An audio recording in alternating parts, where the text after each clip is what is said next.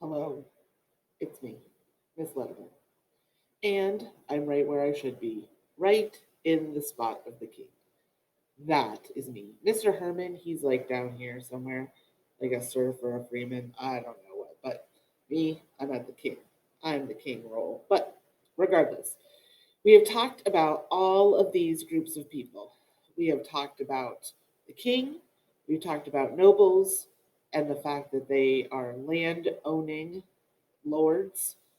We talked about knights and vassals, both are groups of people who are lesser lords, who don't necessarily own land of their own.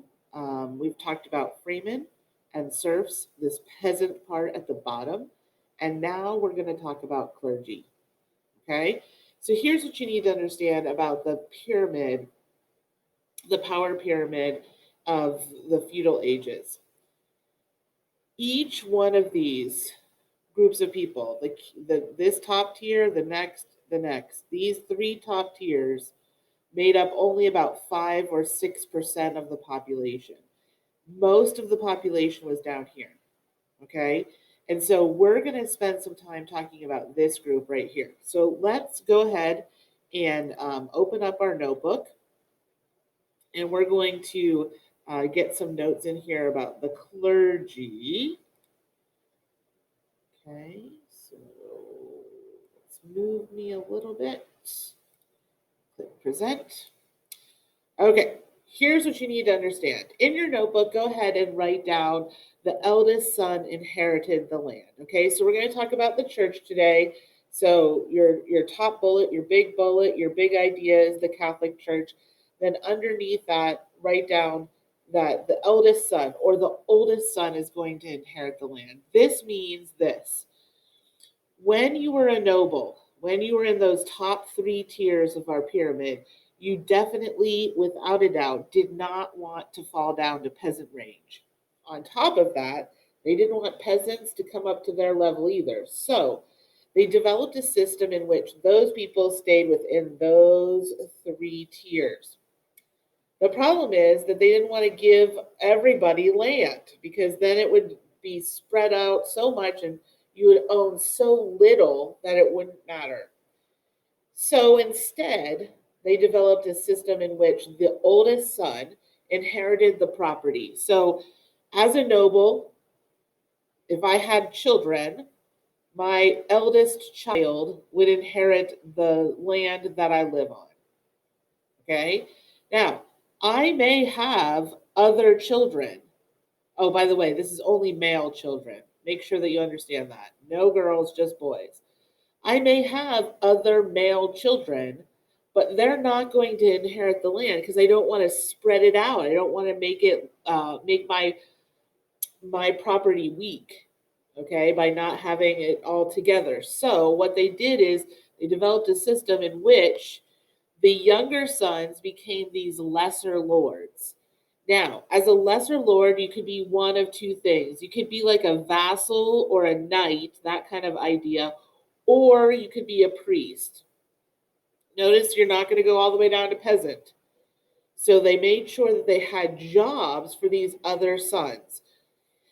If I was going to give you an example, my dad is the second son of my grandparents.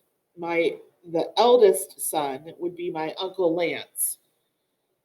So my dad, Dennis, would not get any property when his parents passed.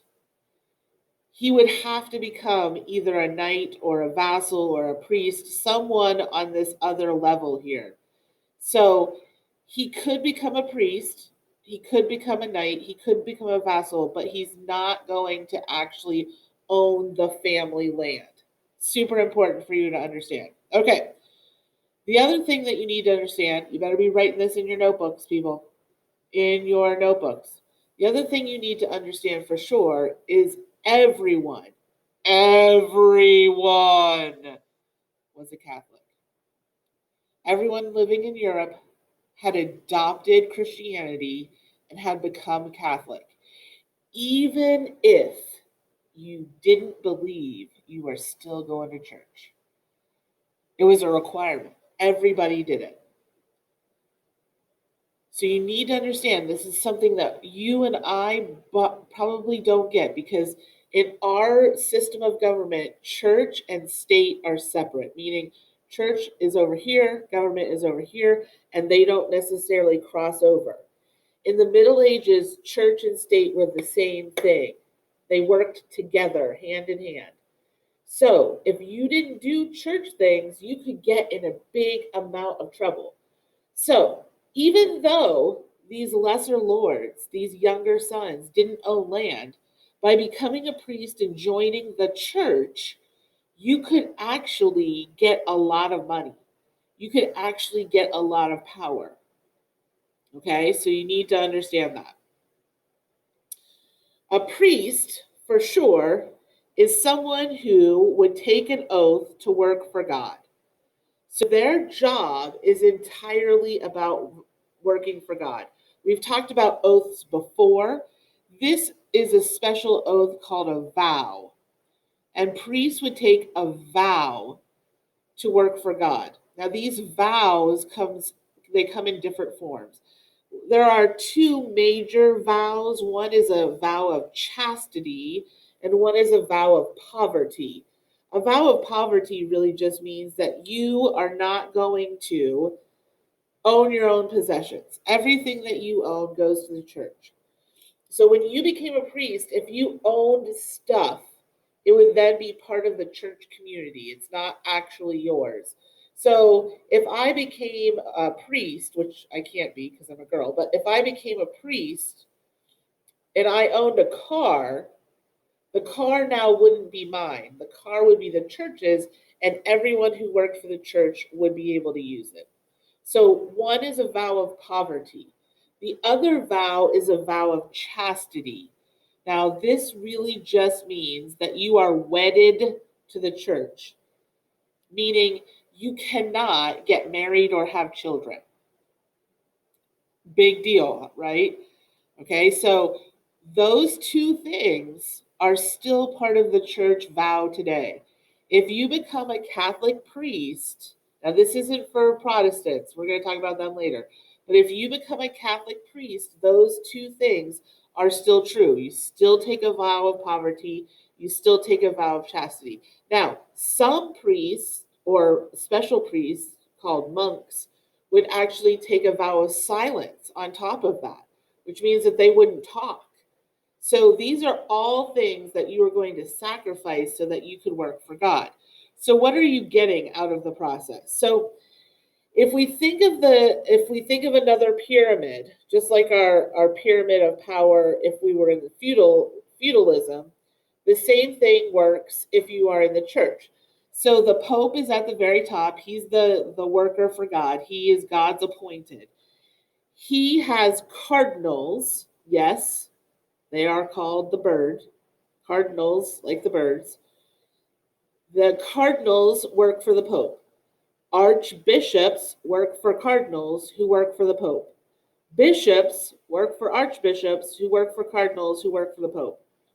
Priests, very far down here on the list, work for the bishop, work for the archbishop, work for the cardinal, work for the Pope. So as a priest, you could start down here on this level and work your way to the top of the pyramid as you go. So you are actually getting a lot of power out of this process. Remember, everyone went to church. So if everyone was going to church and everyone had to attend, this was a lot of power that you actually had, maybe even more than landowners at the time. So back to our notebook. What are the jobs of the church? What jobs did these priests do while they were there? Okay. Job number one, their job is to get you into heaven. You are a parishioner, someone who attends the church. Their job is to make sure that they teach you how to get into heaven. Okay. And their rule was you can't get into heaven with sin. Okay. Those bad things that you do, those are part of your life. And if you have sin and haven't confessed your sin to God, then they won't let you in. So their job was to make sure that you got into heaven. Job number 2, priests, anyone who worked for the church was generally educated in some way, shape, or form. These educated men would then educate other men, other nobles. So they're going to start some schools where people are going to be able to come and they're going to be able to learn from these priests. Third job, they advised nobles. A lot of the nobles in the early days of this system did not know how to read and write.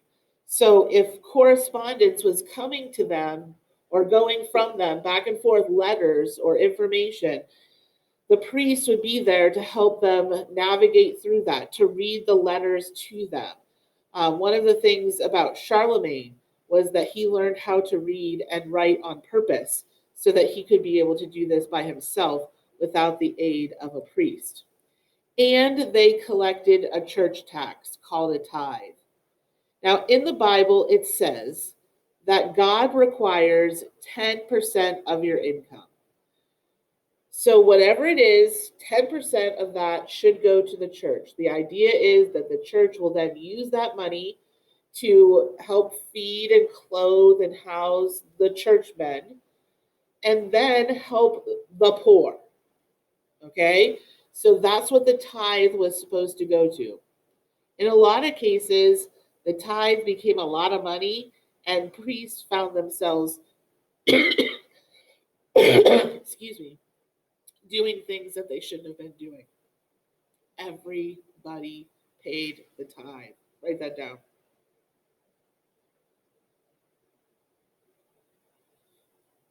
From the king all the way down, everybody paid the tithe. So if everybody in Europe at the time is paying their church 10% of their income, even if it's a tiny, tiny, tiny income, a tiny amount of money that they're making, that's still going to add up over time. So, what were they going to do with all this money? Well, one of the things that they did is they started to build cathedrals. Cathedrals are the mega churches of the Middle Ages. They were enormous. This is a picture of Notre Dame. If you recall, a few years ago, Notre Dame caught on fire, and a lot of the inside was damaged. But this is the outside of this cathedral, and you can just see and kind of feel this the grand scale of what this was all about. They were huge.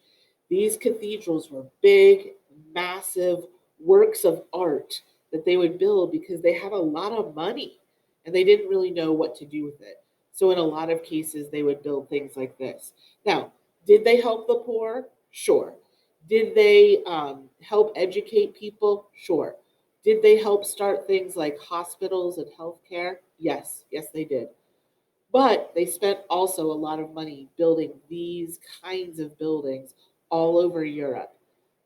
Just like Mr. Herman was talking about castles the other day, they also built these mega churches that were just fortresses of stone, but for God. Okay?